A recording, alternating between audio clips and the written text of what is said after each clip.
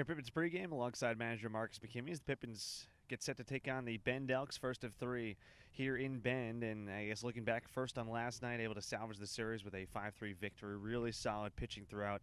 Pete Mennella jumping in there after Taylor Dollard had the hand injury, and Mennella fabulous for 5 innings, the back end of the bullpen too. But talk about Pete Mennella and what it means to have a guy, obviously a left-hander in the bullpen, but what he's meant to this group.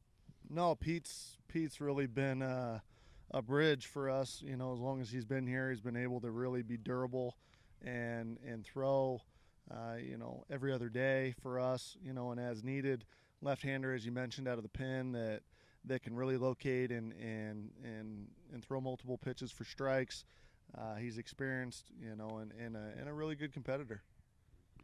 One guy we haven't talked about yet, I know he's brand new, Grayson Jones. Connor White obviously finished it off with his 8th save last night, but Grayson Jones gave a nice solid inning. I know he made his debut the night before, struggled a bit, but was throwing hard last night, couple of strikeouts. Talk about what he can do to this group and kind of shoring up that back end of the bullpen. Well, it's depth. That's all. He's a really good depth piece for us, and as he gains confidence, and I know that last night's effort is gonna bolster that. He's gonna be even better, down the stretch for us when we really need it. We talk all the time about certain plays, winning plays. I think last night, maybe the biggest play of the game, Toros able to come around for that go-ahead run on a play where the ball was still in the infield, just off the third baseman's glove.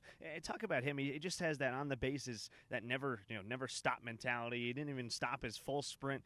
Talk about him as that play specifically and how that really turned the tides in the game, gave you guys a huge boost.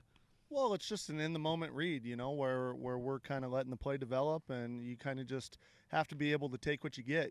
There's a lot of things that require an in-the-moment decision, and a lot of times it's split-second decisions that really separate, good players from great players, and we rolled the dice sending him there just based on personnel and the situation, and his speed was the difference there, and his ability to really make great reads off the bat. You